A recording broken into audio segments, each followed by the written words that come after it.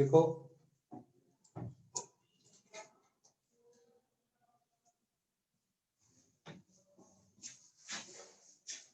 y equal to a sin kx minus omega t plus five. यहाँ पे five क्या चीज है? Phase constant. फाइव क्या बताता है? t इक्वल टू 0 और x is equal to 0 particle की पोजीशन। दैट इज आप वैल्यू बना ऐसे समझो तुम। ये वैल्यू मान लो 5 है और ये वैल्यू मान लो 4 है, ठीक है। और ये सिचुएशन है t इक्वल टू 0 पे, मतलब ये फोटो खींचेगा t इक्वल टू 0 पे, तो यहाँ पे आप t की वैल्यू 0 पुट करोगे। x की वैल्यू क्या है इस पॉइंट पे? तो x की वैल्यू तुम यहाँ पे 0 पुट करोगे, तो y की वैल्यू क्या आनी चाहिए? 4 आनी चाहिए। a की वैल्यू कितनी है? 5 है। तो अब यहाँ पे 5 की वैल्यू आ जाएगी, आया ना? तो 5 किसके बराबर आ जाएगा? 4/5। 4/5 का मतलब कितना एंगल हो गया? 53। अब मेरी बात समझ में आया ना? तो 5 क्या बताता है? t equal to 0 x equal to 0 के पार्टिकल की पोजीशन क्या है? दैट इज मीडियम पार्टिकल की पोजीशन। अब ये लॉजिक समझ में आ गया? फेज कॉन्सेप्ट समझ में आ गया? पक्का? अब तो बिल्कुल एसएचएम की तरह जैसे तुमने पहले किया एकदम उसी तरीके से, ठीक है। मेरे हिसाब से इसमें कोई प्रॉब्लम नहीं आनी चाहिए, नहीं आएगी ना? ये तो बिल्कुल एसएचएम की तरह, जो एसएचएम की तो इक्वेशन है। एक चीज देखो, जब एसएचएम होता है तो लिख देते y equal to sin omega t plus five, है ना? अब आपकी इक्वेशन है y equal to a sin kx minus omega t plus five. ऐसा क्यों? यहाँ पे y as a function of time, that is आपके पास पार्टिकल यहाँ पे, अभी यहाँ पे, फिर यहाँ पे, फिर यहाँ पे, फिर यहाँ पे, फिर यहाँ पे, फिर यहाँ पे, फिर यहाँ पे, फिर यहाँ पे, तो इसका x कोऑर्डिनेट तो चेंज हो ही नहीं रहा। इसका सिर्फ कौन सा कोऑर्डिनेट चेंज हो रहा है? y कोऑर्डिनेट चेंज हो रहा है। किसके साथ में? इसके y is a function of time, आया ना? पर इसके अंदर तुम देखोगे तो ये वाला पॉइंट है, ये भी एसएचएम ही कर रहा होगा, ये वाला पॉइंट भी एसएचएम ही कर रहा होगा। तो मैं एनिमेशन में दिखाया था ना, ग्रीन वाली डॉट ऊपर नीचे होती रहती है। यहाँ पे इसके अंदर क्या है, आप ऐसे मान लो रस्सी के ऊपर जितने भी पॉइंट है ना, वो सब एसएचएम कर रहे हैं। ऑब्वियस सी बात है, एक रस्सी को पकड़ के यूं करते हो तो उसके अंदर हर पॉइंट होता है, वो ऊपर नीचे होता रहता है। इसका मतलब हर पॉइंट क्या कर रहा होता है उसमें? एसएचएम ही कर रहा होता है। इट मीन अब आपको सिर्फ एक फिक्स्ड x वैल्यू के लिए एसएचएम नहीं बताना, आपको यहां से x दूरी पे है, 1 दूरी पे उसका एसएचएम की इक्वेशन, x + 1 पे उसके एसएचएम की इक्वेशन, x + 2 पे उसके एसएचएम की इक्वेशन, x + 3 उसके एसएचएम की इक्वेशन। दैट इज अब आपको y बताना है as a function of time भी बताना है, किस टाइम पे कौन कहां पे होगा। साथ में x की वैल्यू फिक्स कर दो, तब तो x की वैल्यू मान लो 2 कर दो, तो एक फेज कांस्टेंट की तरह हो जाएगा ना, ये कांस्टेंट चीज हो जाएगी, ये भी कांस्टेंट हो गया, दोनों मिला के नया कांस्टेंट बन जाएगा। तो किसकी इक्वेशन बन जाएगी? एसएचएम। लेकिन आप इसको as a function of x भी कर दोगे, तो आपको पता है अगर किसी वेव के बारे में आपको बताना होगा तो आप सिर्फ ये नहीं बोल सकते कि it is a function of time, ये दोनों चीजों की फंक्शन है। आप ये नहीं कह सकते x = 2 पे डिस्प्लेसमेंट 5 है, कौन से पॉइंट का? वेव की बात आएगी तो पूछूंगा ना कौन से पॉइंट का, तो आपको x भी बताना पड़ेगा। लेकिन अगर एक एसएचएम की बात करूं, मैं बोलता हूं t = 3 पे डिस्प्लेसमेंट 5 है, कौन से पोजीशन पे? एसएचएम की पोजीशन पे होता है, आया ना? तो यहाँ पे सिर्फ किसका फंक्शन है? टाइम का। और क्योंकि वेव दोनों चीजों में डिस्क्राइब्ड होनी चाहिए, that is function of time भी होना चाहिए और फंक्शन ऑफ स्पेस भी होना चाहिए। तो फंक्शन ऑफ स्पेस भी आ गया, x आ गया, इसलिए इसके अंदर दोनों इंफॉर्मेशन क्या बात समझ, x और t। आपको कभी भी ऐसा नहीं मिलेगा कि जो वेव की इक्वेशन है वो सिर्फ फंक्शन ऑफ टाइम हो, ऐसा कभी नहीं मिल सकता जो वेव की इक्वेशन हो सिर्फ किसका फंक्शन हो? x का हो। फिर तो चलानी पड़ेगी ना, x को रिप्लेस करना पड़ेगा x - vt से, तभी तो चलेगी टाइम के साथ में। क्या बात समझ में आ गई? ठीक है, इसको लिखने की जरूरत नहीं है, मैंने को सिर्फ ये बताना था 5 कांस्टेंट होता है, ठीक है, वेव का किसी केस में एक्स्ट्रा बीटी 0 नहीं हो सकता है एक्स्ट्रा बीटी मतलब इक्वेशन क्या नहीं हो सकता, मतलब कि ऐसा हो कि एक पे डिपेंड नहीं करे दूसरे पे करे, कभी नहीं होगा।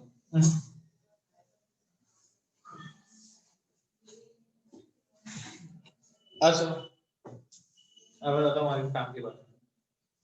हेडिंग लिखो, energy in A wave, energy in A wave, in A wave, energy in A wave. एक वेव की इक्वेशन आपके पास ये है,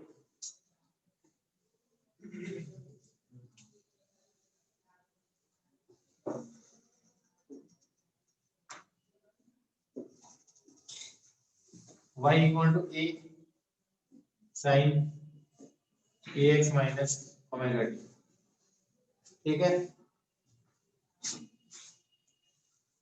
ये रेसिपी कुछ ऐसी होगी,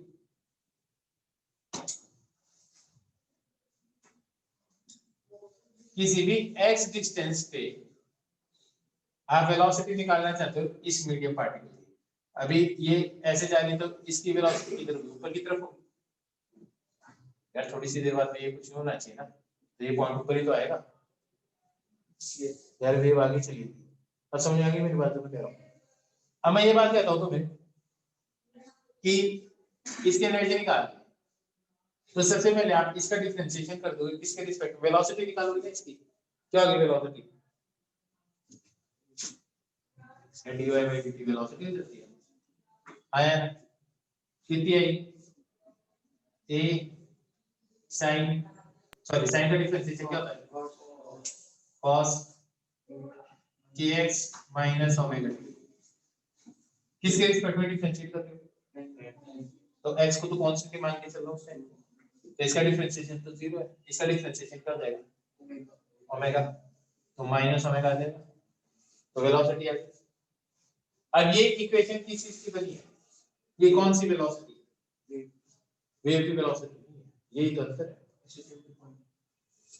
वेव वेलोसिटी देखिए डिस्टर्बेंस इधर किस वेलोसिटी से जा रहा है, ये है वेलोसिटी जो पार्टिकल यहाँ पे एसएचएम कर रहा है, एसएचएम करते तो किसी भी पॉइंट पे वेलोसिटी निकालते हो ना, तो यहाँ पे आप x की वैल्यू पुट कर दो, है ना, जैसे x की वैल्यू 1 पुट कर दो, जैसे मान लो ये जो पॉइंट है, इस पॉइंट की वेलोसिटी क्या होगी इस टाइम, 0, भैया एक्सट्रीम पोजीशन पे है ना ये एसएचएम करते टाइम, ये एसएचएम तो ये इसके अबाउट करेगा ना, इस पॉइंट के अबाउट करेगा ना, ये तो एक्सट्रीम पॉइंट पे इस टाइम पे वेलोसिटी 0 है, तो मान लो x की वैल्यू 5 है, तो यहाँ पे अगर तुम x की वैल्यू 5 पुट करो और वो टाइम पुट करो जब ये फोटो खींची है, तो ये वेलोसिटी क्या आनी चाहिए 0, लेकिन डिस्टर्बेंस इधर तो चल ही रहा है।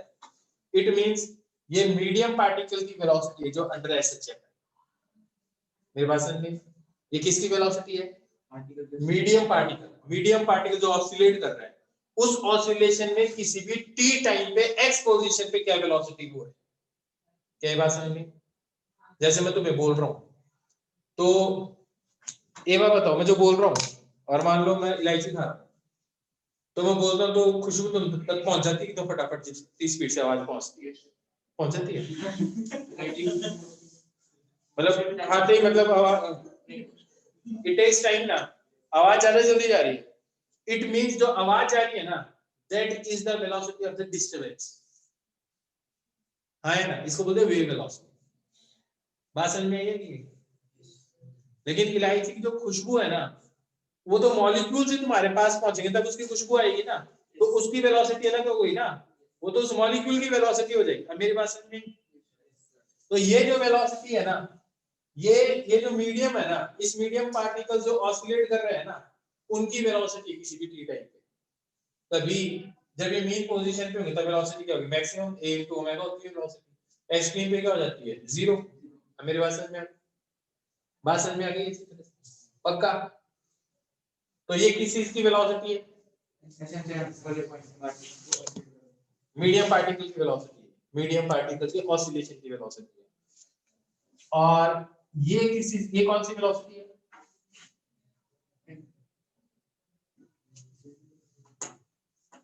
x का कोएफिशिएंट 1 कर दो ओमेगा बाय k, क्या होता है, फिर पढ़ा गया अभी वेव वेलोसिटी, तो ये भी v होता है, तो फिर इन दोनों में कुछ ना कुछ तो अंतर है। ये तो कांस्टेंट है, ये तो फंक्शन ऑफ टाइम और एक्स है। देखो इसमें it is not a function of x, it is not a function of time, ये कांस्टेंट ही है, मीडियम पे डिपेंड करता है। तो इसको क्या बोलते हैं? इसको बोलते हैं वेव वेलोसिटी। दोनों में कभी कंफ्यूज नहीं होना। ये क्या चीज है? इस पे पी लिखो। ये किसकी वेलोसिटी है? Velocity of medium particle under oscillation. Velocity of medium particle under oscillation.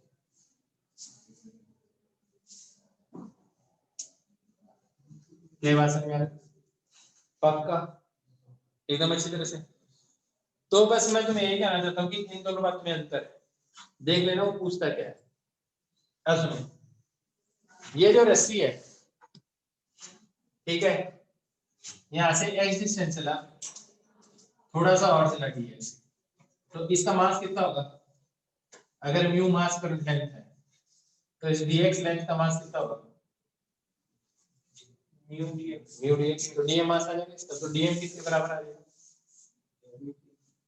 Mu into dx। और इसकी वेलोसिटी आई थी, तो इसकी काइनेटिक एनर्जी आपकी पार्टिकल कितनी आएगी? काइनेटिक एनर्जी कितनी आएगी? Half dm into v square है ना, कितनी आ जाएगी? Half mu into dx, v square की जगह क्या आ जाएगा?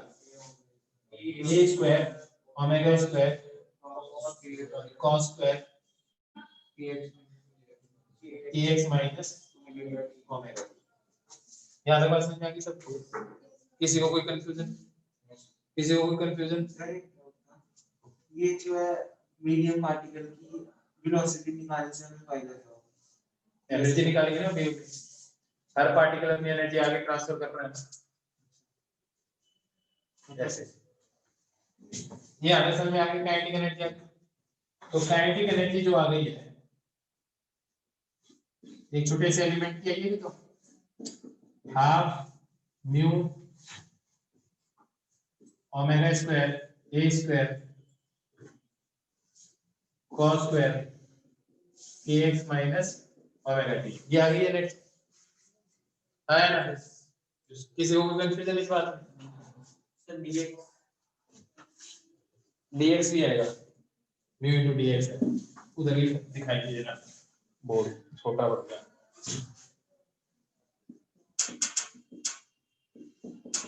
Half mu omega square A square cos square kx minus omega T into dx। अब ठीक है, बिल्कुल अब dx से दिखाई दे। तो ये तो इस dx एलिमेंट की एनर्जी होगी ना काइनेटिक एनर्जी। अगर मैं इसे हर एक एलिमेंट की ऐड कर दूं तो क्या करना पड़ेगा? इंटीग्रेशन करना पड़ेगा बिना सोचे समझे। एक चीज याद रखना, साइन स्क्वायर या कॉस स्क्वायर एक लूप के लिए, एक लूप समझे, एक लैम्डा के लिए, समझ में आ गया? एवरेज वैल्यू क्या आती है हमेशा? हाफ। देखो साइन स्क्वायर कॉस स्क्वायर की वैल्यू एवरेज वैल्यू कितनी आती है एक पीरियड के लिए? साइन स्क्वायर या कॉस स्क्वायर की एवरेज वैल्यू क्या आती है एक पीरियड की? साइन स्क्वायर या कॉस स्क्वायर दोनों की एवरेज वैल्यू क्या आती है? हाफ आती है। ये बात समझ में आ गई? हाफ आती है, हाफ आती है। कैलकुलेट करने की जरूरत नहीं है, इसको सीधा ही बता दिया मैंने, हाफ आती है। ठीक है, इंटीग्रेशन सीखोगे तो पता चल जाएगा तुम्हें। अब सुनो, तो ये काइनेटिक एनर्जी एक लैम्डा के लिए कितनी आ जाएगी? तो dx की जगह क्या आ जाएगा आपके पास सॉल्व होके? लैम्डा। dx की जगह क्या आ जाएगा? एक लैम्डा आ जाएगा, और इसकी वैल्यू कितनी हो जाएगी? हाफ। सही बात है एकदम।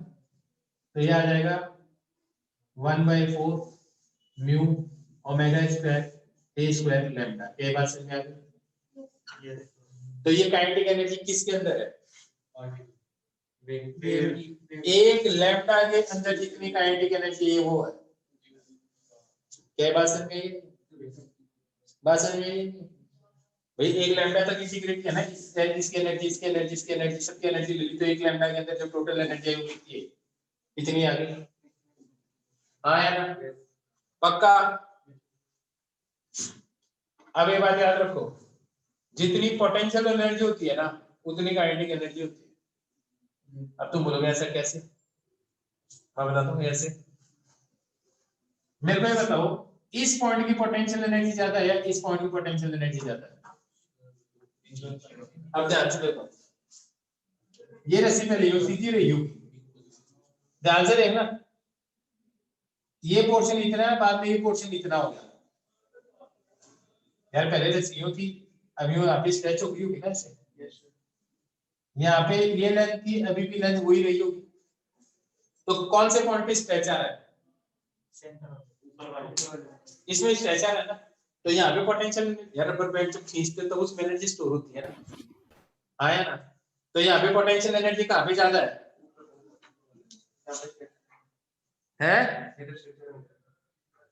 एक मिनट,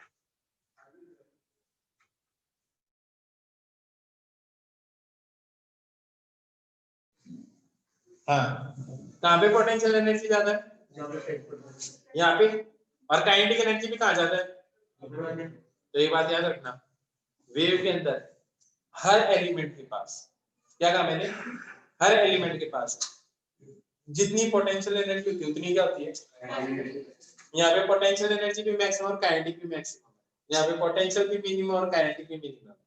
इट मींस मैं यहाँ पे एक चीज लिख सकता हूँ, जितनी ये एनर्जी आ रही है किसी एलिमेंट की उतनी क्या आ रही है? पोटेंशियल एनर्जी आती है। क्या बात समझ में आ रही है? हाँ या ना? अब तुम बोलोगे डिराइव कैसे हुआ? हमारा काम नहीं है ना, हमारा काम सिर्फ इतना है, बस इसको यूज करना है।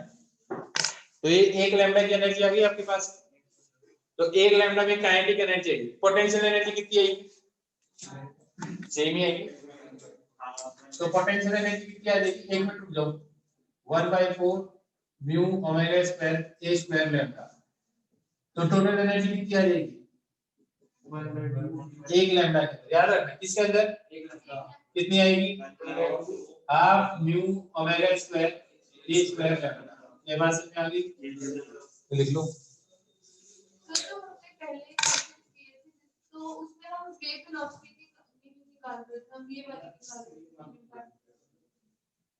ओमेगा बाय के इज द डिस्टेंस किसी स्पीड से जा रहा है।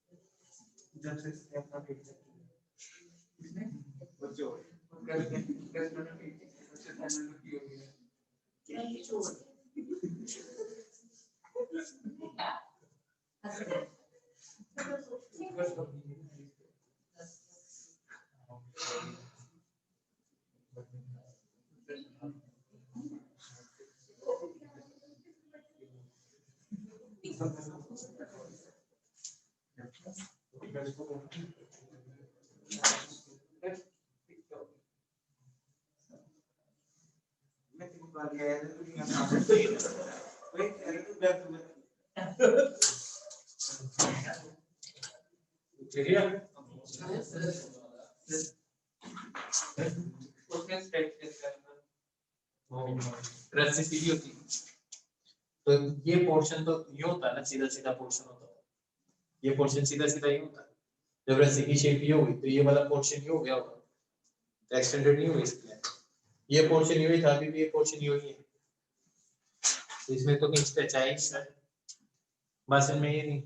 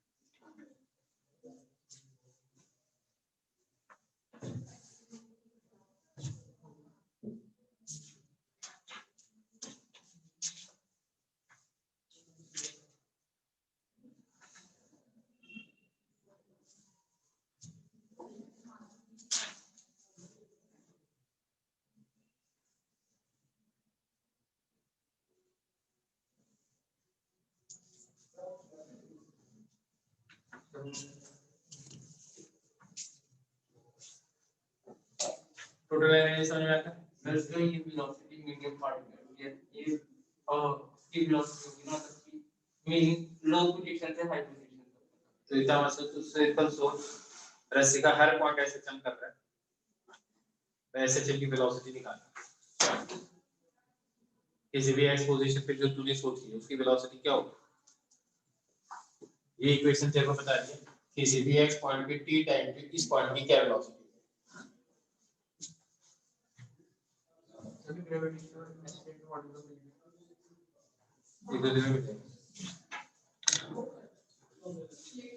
ग्रेविटेशन के चेंज करके पढ़नी तो बॉडी की अगले साल की वो इलेक्ट्रिक फील्ड बता रहा हूं अब सुनो याद समझ में आ गया एनर्जी समझ में आ गई तो बस इस फॉर्मूले को तुम याद रखोगे एक लैम्डा में कितनी एनर्जी होती है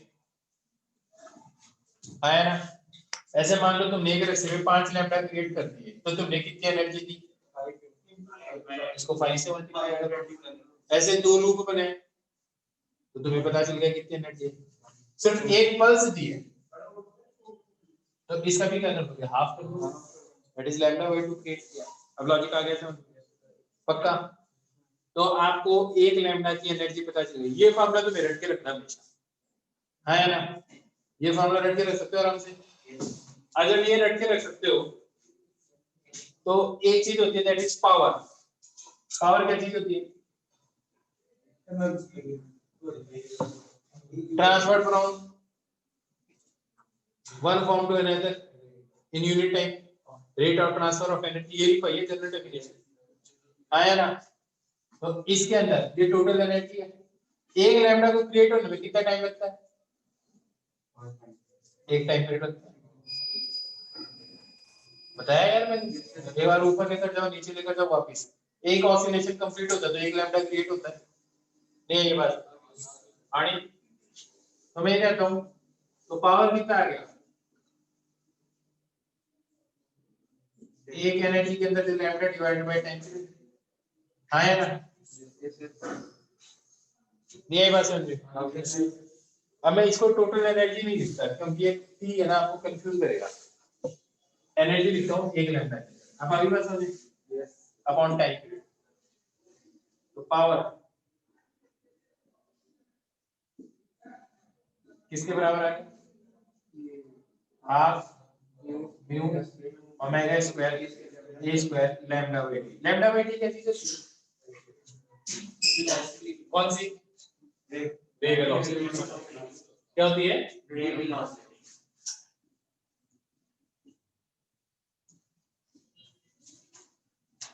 तो पावर का फॉर्मूला आ गया आया ना मतलब मैं इस रेट से वर्क कर रहा हूँ रस्सी के ऊपर ऐसे लैम्डा एक एक लैम्डा जनरेट करने के लिए। आया ना, this is the power delivered. ये बात समझ में आई अच्छी तरह से।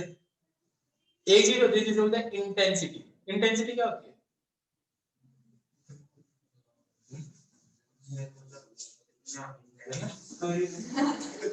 इंटेंसिटी क्या होती है? Energy incident per unit area per unit time. है ना, क्या होती है? Energy incident per unit area per unit time. इस केस में ये रस्सी है, रस्सी के अंदर से जो एनर्जी जा रही है वो इस क्रॉस सेक्शन के थ्रू जा रही होगी आगे की तरफ। है ना यार, मान लो एक रस्सी है, यूं है, एक वेव यूं है, ये सीधी है, तो एक टाइम पीरियड के अंदर ये इतनी जितनी भी एनर्जी एक टाइम पीरियड में इसके थ्रू चली जाएगी ना, तो आप इसका एरिया ऑफ क्रॉस सेक्शन ले लो। है ना, तो ये जो एनर्जी है, ये पावर एक लैम्डा जनरेट करने का, तो एक लैम्डा एक टाइम पीरियड में इसके थ्रू चला जाएगा, तो इंटेंसिटी किसके बराबर आ जाएगी?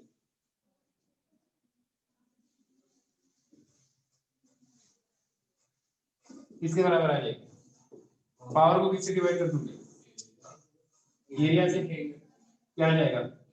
Half mu omega square A square T upon ए। अब एक प्रॉब्लम क्या है, ए कट जाएगा, क्या ये एम्पलीट्यूड है और ये क्या है? एरिया क्रॉस सेक्शन है। इस कंफ्यूजन को दूर करने के लिए यहाँ पे मैं एरिया ऑफ क्रॉस सेक्शन को ए से रिप्रेजेंट नहीं करता, एस से रिप्रेजेंट करता हूं। एरिया ऑफ क्रॉस सेक्शन है, तो यहाँ पे मैं क्या लिखूं? एस लिखूं। अब समझ में आ गया बात? ए और ए काट मत देना, ठीक है? मतलब ये हो जाता है, कई बार हो जाता है, इसलिए मैंने बता रहा हूँ, ठीक है? अब क्या है, म्यू क्या चीज है? Total mass upon length. तो मैं जरा इसको ऐसे लिख सकता हूँ क्या? Half M by L omega square A square B divided by S. ये क्या चीज है? वॉल्यूम। किसका? क्रॉस सेक्शन एरिया का वॉल्यूम, रस्सी का वॉल्यूम है। किसका वॉल्यूम है? तो ये क्या हो जाएगा? Mass upon volume. ये चीज क्या होती है? डेंसिटी, जिसको रो से रिप्रेजेंट करते हैं। Mu is mass per unit length, rho is mass per unit volume, और मास पर यूनिट वॉल्यूम को क्या बोलते हैं? डेंसिटी। तो इंटेंसिटी का फॉर्मूला क्या आ गया? सर रोटी क्या होता है? सर रोटी रोटी रोटी होती है जो खाते हो।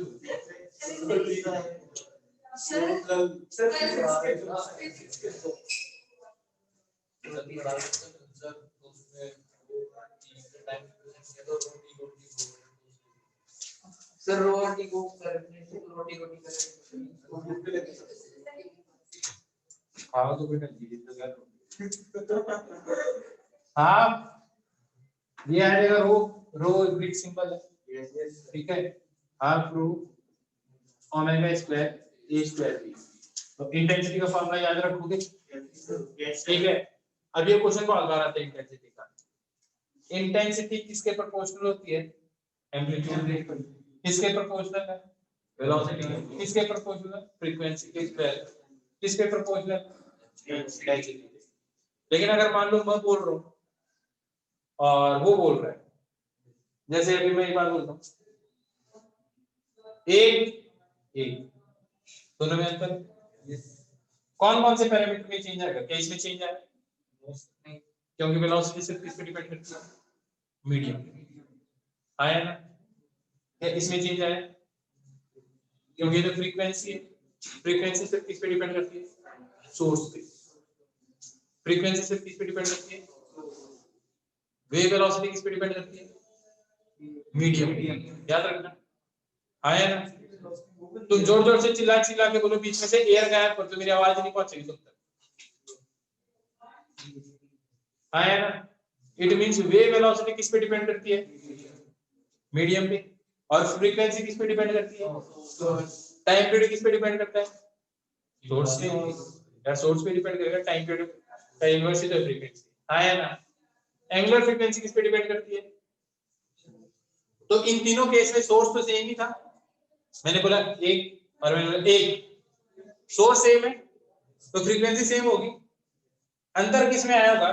देखो ना, तो इसमें आया अंतर, ना इसमें एक बार बताओ, मैं जोर से बोलूंगा तो एयर की डेंसिटी चेंज हो जाती है क्या? तो ये तो मीडियम की डेंसिटी है, तो सिर्फ किस चीज में चेंज आया? तो अगर मैं जोर से बोलता हूँ तो एक्चुअली के अंदर जो एयर मॉलिक्यूल्स है ना, उनका एम्पलीट्यूड बढ़ जाता है वाइब्रेशन। बात समझ में आई नहीं? क्या बात समझ में आ गई अच्छी तरह से? पक्का? तो एनर्जी अगर मान लो एम्पलीट्यूड मैंने 2 टाइम्स कर दिया एयर मॉलिक्यूल्स, तो एनर्जी कितने टाइम्स, इंटेंसिटी कितने टाइम्स हुई होगी? 4 टाइम्स। और इंटेंसिटी अगर 2 टाइम्स हुई होगी तो एम्पलीट्यूड कितना हुआ होगा? √2 टाइम्स। हाँ या ना? नहीं आ लॉजिक समझ में आ गया? तब ये समझ में आ गया ये किस किस के ऊपर डिपेंड करेंगे पैरामीटर? ये किस पे डिपेंड करता है? ये तो डिपेंड करता है दोनों, सोर्स और मीडियम दोनों।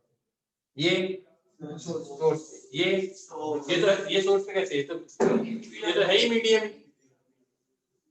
एयर की डेंसिटी तेरी डेंसिटी पे थोड़ी फर्क पड़ता है, हाँ या ना? इंटेंसिटी का फॉर्मूला समझ में आ गया? देखो बराबर सर अगर इनका एरिया ऑफ क्रॉस सेक्शन है वो नेगेटिव है।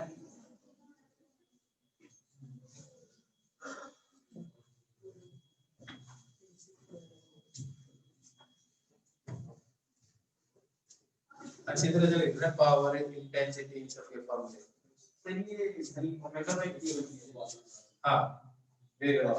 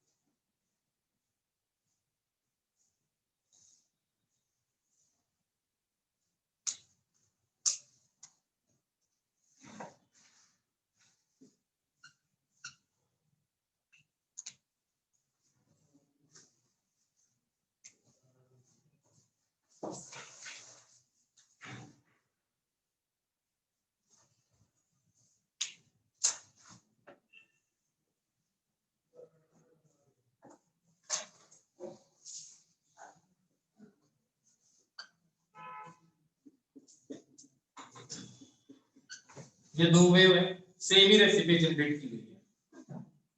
आए दो वेव है, ध्यान से सुनना क्या कर रहा हूँ। दो वेव है, सेम रेसिपी जनरेट की है, एक बार ये जनरेट की, एक बार ये जनरेट। आया ना?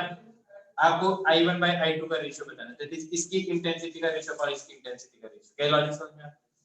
करो सब। ये 5 है, ये 2 है, एम्पलीट्यूड है। रेड वाले का एम्पलीट्यूड 2 है, इसका एम्पलीट्यूड 5 है।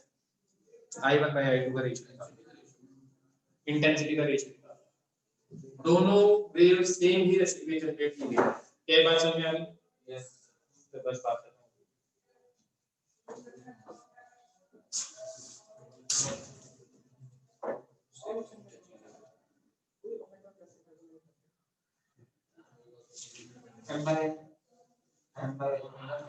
ओमेगा बोला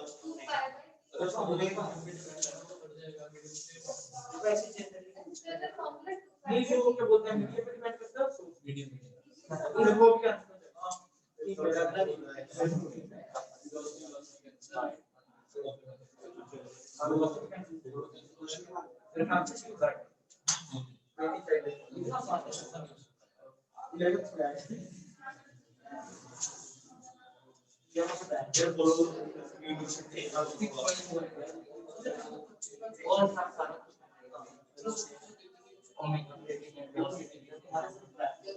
अरे नहीं वो क्या ये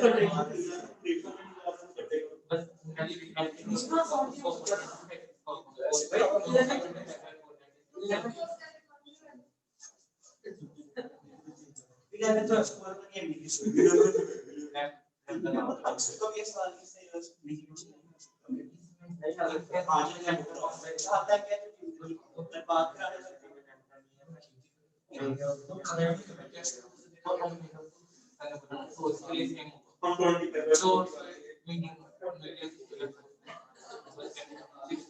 यस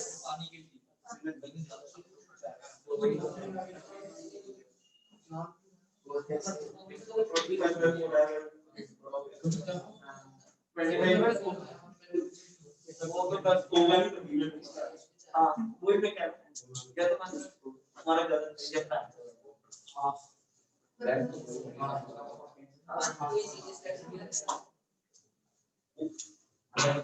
दोनों एक में डिफरेंस है थोड़ा सर 25 में सर 6.5 सुनो डिवाइड एक चीज बताओ मेरे को, दोनों में रो सेम होगा क्या? यस v यस सर तो दोनों किस पे डिपेंड करते हैं? अब ठीक है, मतलब ये आएगा ऊपर वाले का ओमेगा 1 का स्क्वायर अपॉन a1 का स्क्वायर आया ना, क्या आना चाहिए ओमेगा 1 का स्क्वायर a1 का स्क्वायर अपॉन ओमेगा 2 का स्क्वायर a2 का स्क्वायर। क्या लॉजिक समझ आया यार? बाकी तो हाफ हाफ गायब हो जाएंगे, रो रो गायब हो जाएगा, वी गायब हो जाएगा। अब एक चीज बताओ ध्यान से देखो, इसका एम्पलीट्यूड कितना है और इसका कितना है, तो ये कितना आ जाएगा? ये तो आ गया 25/4। अब इसको देखो, इसकी फ्रीक्वेंसी ज्यादा है, इसकी फ्रीक्वेंसी ज्यादा है। इसकी फ्रीक्वेंसी अगर 1 है तो इसकी फ्रीक्वेंसी कितनी होगी? हाफ होगी, क्योंकि अब समझ में आ गई ना बात? तो इसकी फ्रीक्वेंसी अगर, अब बताओ इसकी फ्रीक्वेंसी अगर 1 होगी तो इसकी फ्रीक्वेंसी कितनी होगी? तो यहाँ पे क्या लिखूंगा ऊपर 1 और नीचे 2 का स्क्वायर होगा, 1 का स्क्वायर 2 का स्क्वायर कितना आ जाएगा 4। आंसर क्या आ गया? So this is the answer. किसका सही है? किसका सही? अब समझ में आ गया? हाँ तो सोर्स पे डिपेंड करता है, मैंने ये कब कहा था सोर्स सेम है? मैंने तो रेसिपी सेम बोली थी यार। ये मैं बताओ मैंने कब बोला पूरे क्वेश्चन के अंदर कि सोर्स सेम है? मैं तो हमेशा यही बोल के गया हूं रस्सी सेम है, रस्सी सेम है, रस्सी सेम। सही बात है। सोर्स अगर सेम ही होता तो फ्रीक्वेंसी अलग अलग कैसे होती? क्योंकि देख वेलोसिटी तेरी चेंज हुई नहीं है, हाँ या ना? वेलोसिटी तेरी चेंज हुई नहीं है तो, और लैम्डा अलग अलग है, तो एक ही ऑप्शन हो सकता है क्या? फ्रीक्वेंसी अलग अलग होगी, हाँ या ना?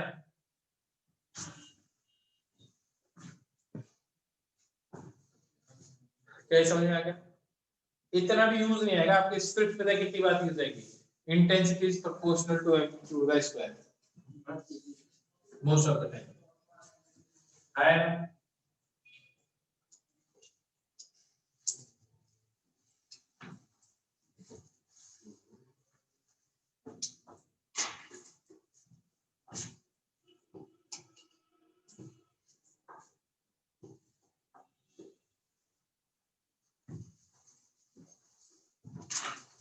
मिटा दो।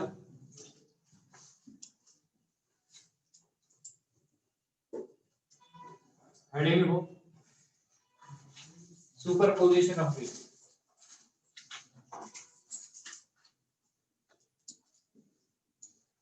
एक सुपरपोजिशन प्रिंसिपल पहले भी पढ़ा था यार, कब?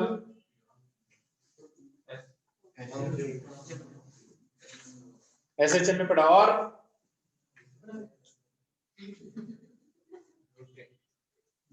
फोर्सेस के अंदर सुपरपोजिशन, नेट फोर्स कैसे निकालते हैं? हर एक फोर्स को लगाओ सुपरपोजिशन प्रिंसिपल, आया ना? नेट फोर्स आ जाता है क्योंकि वेक्टर क्वांटिटी है।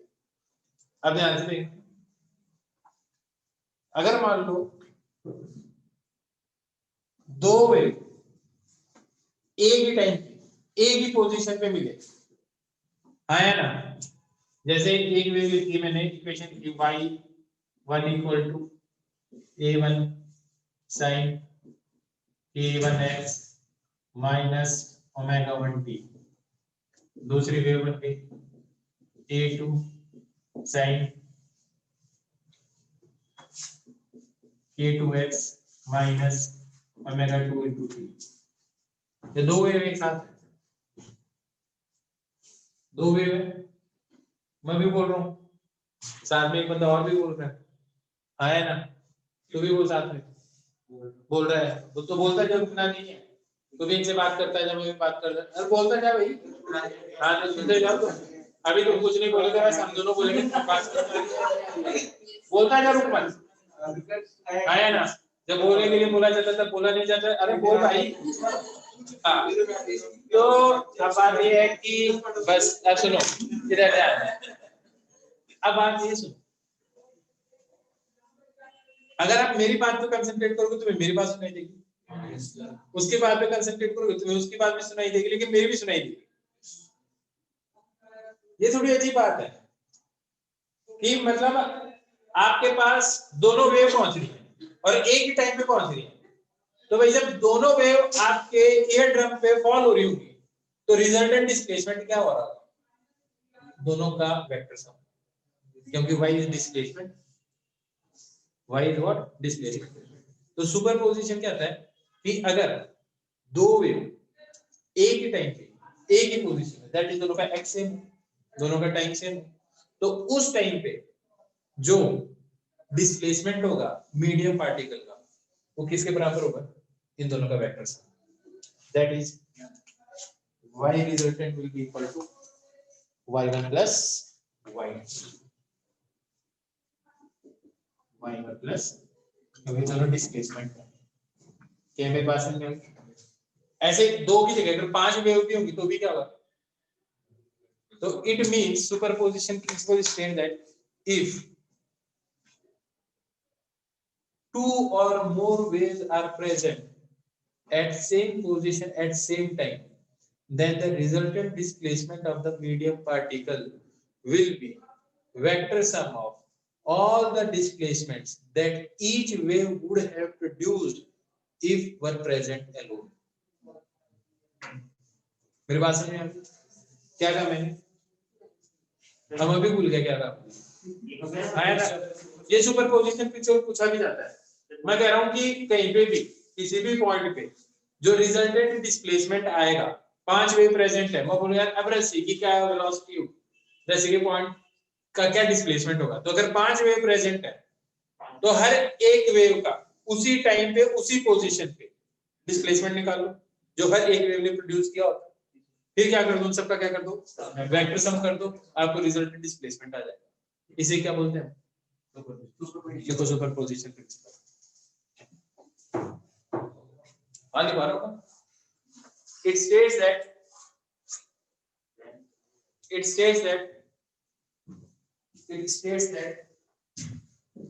if two or more waves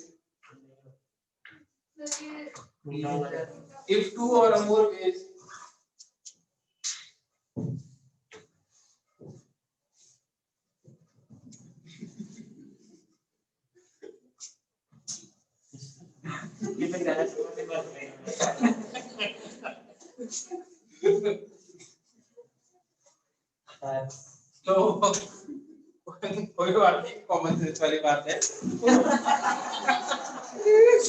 तू यही तो चाहता वो इधर लाए, तो उसमें नहीं लग रहा तो बाहर निकाल के ले, ऐसे लगा तो यार सिंपल बात है, ऐसी तो नहीं कि बाहर वाले ना पढ़ ले प्लीज तुमने दी है तो।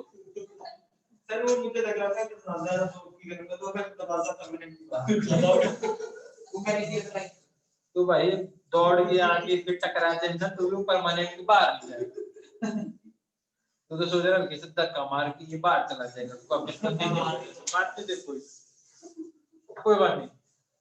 तो सुनो क्या लिखा है, two or more waves are present simultaneously at same position and time, then the resultant displacement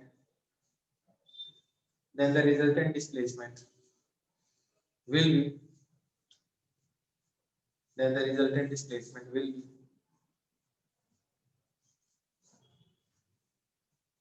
then the resultant displacement of the medium will be vector sum of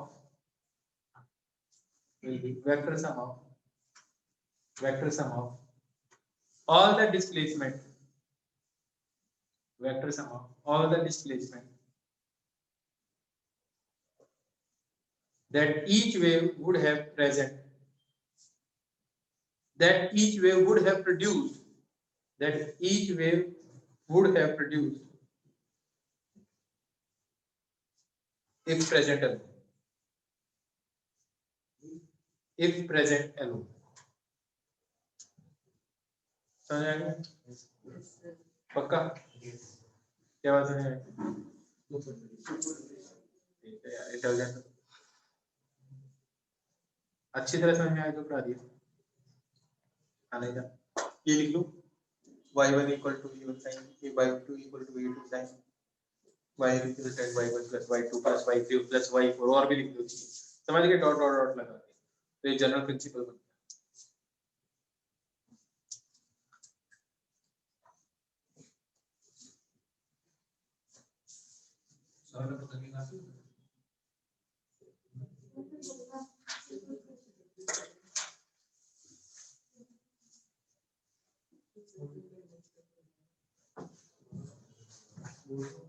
superposition principle समझ में आ गया? अब एक चीज होती है जिसे बोलते हैं इंटरफेरेंस। अब ये तो इंटरफेरेंस क्या है?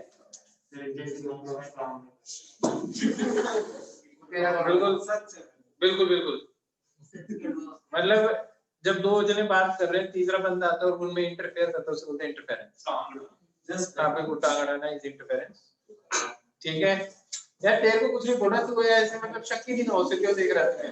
तेरे को पढ़ाई के एग्जाम से दे इतना बढ़िया समझ में आ गया व्हाट इज इंटरफेरेंस। स्टार अड़ाना इज इंटरफेरेंस आया ना? तो डोंट इंटरफेयर। अब सुनो अब वेव का इंटरफेरेंस क्या होगा? एक वेव जा रही है दूसरे वेव आके उस पे सुपर इंपोज हो रही है it is known as interference आया ना? अब कंस्ट्रक्टिव इंटरफेरेंस क्या हो गया? वो जो वेव जा रही है उसी शेप को वो और एनहांस कर दे दूसरी वेव आके उसे बोलेंगे कंस्ट्रक्टिव इंटरफेरेंस। जो वेव क्रैश को क्रैश मिल जाए तो वो कंस्ट्रक्टिव इंटरफेरेंस है यार। बड़ा क्रैश बनेगा ट्रफ और बड़ा ट्रफ बनेगा आया ना? बिल्कुल बिल्कुल। अब डिस्ट्रक्टिव इंटरफेरेंस क्या होगा? क्रैश को छोटा कर दिया ट्रफ को भी छोटा कर दिया एम्पलीट्यूड रिजल्टेंट एम्पलीट्यूड रिड्यूस हो जाए आया ना? तो इसे क्या बोलते हैं? Destructive interference. लेकिन इंटरफेरेंस का मतलब तो समझ में आ ही गया तुम्हें। तो अब जब इंटरफेरेंस निकालना है दो वेव का तो सबसे पहले लोग इस बात में हमेशा कंफ्यूज होते हैं what is difference between superposition and interference. Superposition interference में क्या अंतर है? सुपरपोजिशन तो मैंने ये बताया कि रिजल्टेंट डिस्प्लेसमेंट आएगा क्या आया ना? और इंटरफेरेंस क्या है? दो वेव के सुपरपोजिशन होने को इंटरफेरेंस बोलते हैं। अरे यार दोनों में भाई सुपरपोजिशन तो प्रिंसिपल है। ये तो ये बताता है कि दो अगर आएंगे तो उनका रिजल्टेंट एम्पलीट्यूड क्या होगा। ये तो एक तरीका हो गया कि रिजल्टेंट एम्पलीट्यूड कैसे निकालोगे बात समझे? पर सुपरपोजिशन प्रिंसिपल लगाओगे कब? जब दो वेव इंटरफेयर होंगी तब ना। इट मींस दोनों टर्मिनोलॉजी अलग अलग है। अरे यार वो सीधा कॉन्सेप्ट है दैट इज ए कॉन्सेप्ट। दो वेव का इंटरफेयर होना दैट इज इंटरफेरेंस। और सुपरपोजिशन प्रिंसिपल जब वो दो वेव इंटरफेयर हो रही होगी तो रिजल्टेंट एम्पलीट्यूड क्या होगा वो निकालने के लिए आप जो यूज करते हो उसे बोलते हैं सुपरपोजिशन प्रिंसिपल आया ना? ये तो हमने कई बार यूज कर चुके हैं पहले भी कर चुके हैं तो फिर से कर लेंगे उसमें क्या दिक्कत है? क्या याद है बात समझ में अच्छी तरह से? तो सुपरपोजिशन प्रिंसिपल अगर आ गया समझ में तो देखो दो वेव है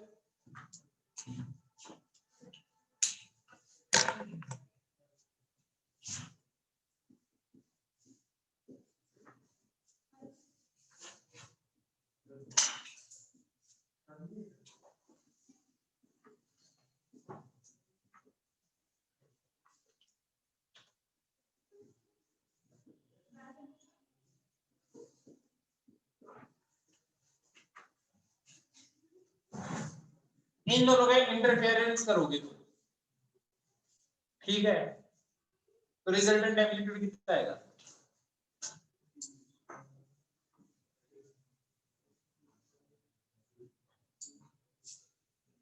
अब सुनो ध्यान से अरे भाई सुनो, पहली बात तो ये है टाइम क्या पुट करोगे दोनों में?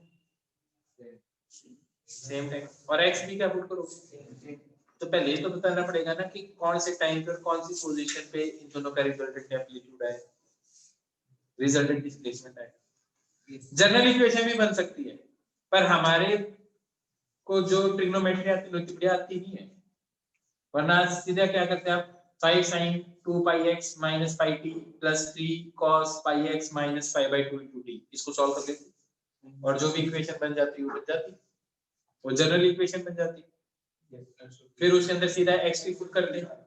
तो मैं बोल रहा हूँ ऐसा कई बार होगा, तो आप इतना दुखी क्यों होना जब सीधा ये बोला यार x is equal to 0 और t equal to 2 सेकंड पे क्या है, तो दोनों में x equal to 0 पुट कर दो, दोनों में t equal to 2 पुट कर दो, आंसर कैलकुलेट कर लो, जो आंसर आ गया वो आंसर है, दोनों को जोड़ दो, है ना। कहता है x is equal to 1 t equal to 0 पे, तो दोनों में x is equal to 1 put कर दो, t की वैल्यू 0 पुट कर दो। कहता है x is equal to 1 पे और t equal to 1 पे, तो भैया तब जोड़ दो, आया ना। तो सिंपल करना है क्या, दोनों को जोड़ना ही है ना, तो बेसिक तरीका ये जोड़ना ही है, आया ना। मैं मेरी पर्सनल चॉइस बता दे तो मैं ऐसे ही करता हूँ, आसान, बहुत आसान। लोग इसको कॉम्प्लेक्स बनाते हैं। कई बार क्या होगा, ऐसे दो इक्वेशन देंगे और फिर दे देंगे रिजल्टेंट इक्वेशन कुछ भी a sin kx minus omega t। अब बंदे का दिमाग खराब हो जाता है, बोलता है यार इसको सॉल्व करके कैसे पता चलेगा, दूसरी equation a sin kx minus omega t plus pi by t, एक में pi by 2, कभी किसी में cos के साथ आ जाएगा, और जब ये आता है दिमाग खराब होता है, सोचता है क्या करें, कैसे सॉल्व, मैं कभी सॉल्व नहीं करता।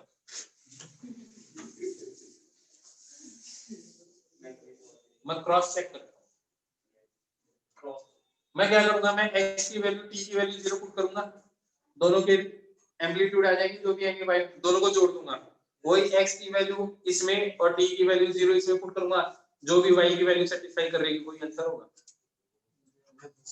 है ना।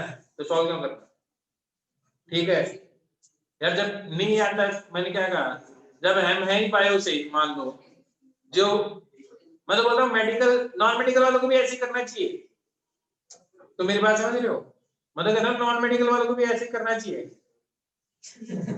मैथ्स आने का मतलब ये तो नहीं है कि मैथ्स लगा दोगे, कॉमन सेंस लगाओ, है ना। इसलिए मैं कहता हूं कि एकदम सिंपल है, मैंने इसमें समझाया भी ऐसी, जैसे वो बोला था, मैं बोला था रिजल्टेंट एम्पलीट्यूड निकालना था, तुम्हें क्या सुनाई दे रहा है यार, दोनों की डिस्टर्बेंस ऐड कर दो, खत्म बात, यही तो किया ना। तो इसमें भी वही करना है। अब तुम ये दोनों को सॉल्व करोगे, इक्वेशन बनाओगे, फिर पुट करोगे, क्यों करना, अपनी मर्जी से दो वैल्यू पुट करो, आसान आसान, दोनों की वैल्यू निकालो, इसमें पुट करो, इसमें पुट करो, तीसरी में पुट करो, चौथे में पुट करो, जो सेट हो गया वो आंसर। अब दो सेटिस्फाई कर रहे हैं तो क्या करोगे, दूसरी वैल्यू लेके सॉल्व करके देख लो, भाई 0 0 पे नहीं आ रहा है तो 0 1 पे सेट करके देख लो, 1 0 पे सेट करके देख लो, आया ना। जब दोनों में डिफरेंस आ जाएगा बस उसमें से भी पता चल जाएगा कौन सा सही है। तो ये जो प्रोसेस है ये टाइम कंज्यूमिंग भी नहीं होगा और फास्ट भी होगा और आसान तो है। तो अब निकालना आ गया, इसको सॉल्व करना आ गया, पक्का। तो ऐसे कोई भी क्वेश्चन मिले तो कर दोगे तुम आराम से, हाँ। अगर नहीं दे, मान ले पता ऐसे कहता ये दो दे रखे general equation A B C D, चार ऑप्शन दे दिए, तब कैसे करेगा, मैं बोल रहा अपनी मर्जी से x की वैल्यू और y की वैल्यू, x की वैल्यू और t की वैल्यू मान के सॉल्व करके चेक कर लेना, क्रॉस चेक करने के लिए बोल रहा हूँ ना मैं, सॉल्व करने के लिए नहीं बोल रहा मैं, है बस पता चल जाएगा यार, देखते ही पता चलता है। मैं तो देखो यार ऐसे ही सजेस्ट करता हूँ, और जो इस तरीके से करते हैं पेपर में क्वेश्चन को करने के लिए लगभग 3 मिनट मिलता है।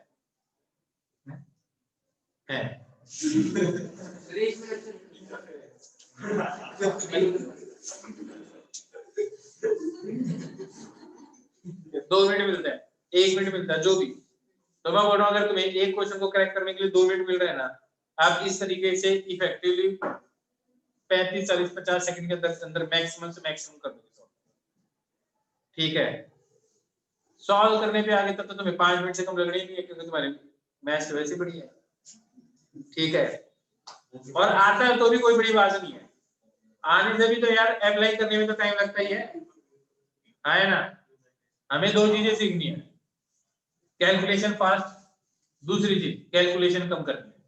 फिजिक्स के अंदर बस दो ही टारगेट है, कैलकुलेशन कम से कम करनी है और जितनी करनी है वो पास करनी है। क्या बात समझ में आ गई? यहाँ तक समझ में आ गई तो लिखो, लिख दिया तो एक बात और समझ लो।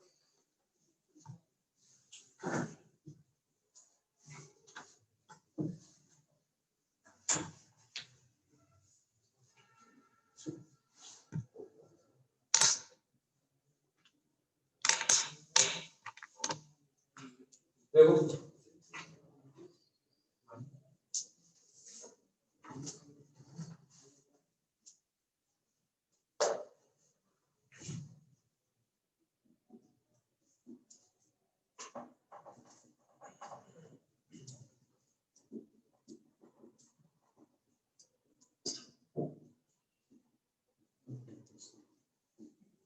इसका रिजल्टेंट कैसे निकालोगे? रिजल्टेंट एम्पलीट्यूड कितना है? तुम्हें बिल्कुल एसएचएम जैसा नहीं लग रहा? ये चीज और ये चीज तो सेम ही है, इसमें प्लस 5 का ही करता है। हाँ है ना, वेक्टर वाला तरीका याद है?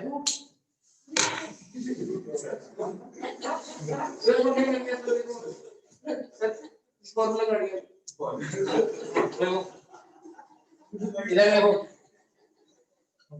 A1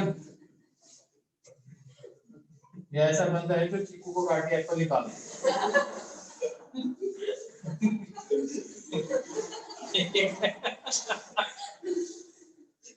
अमेजिंग लोग होते हैं यार दुनिया में, तो काटेंगे चीकू निकलेगा एप्पल। इधर जा, तो ये एंगल क्या होगा? 5 होगा, तो ए रिजल्टेंट आ जाएगा। ए रिजल्टेंट किसके बराबर आएगा? Plus plus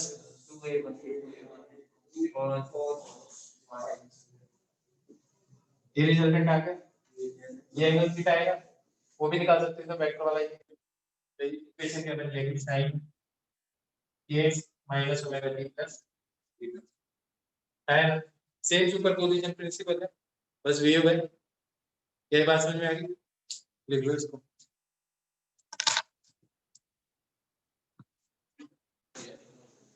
okay bye bye, आज जो पढ़ाई समझ में आ गया?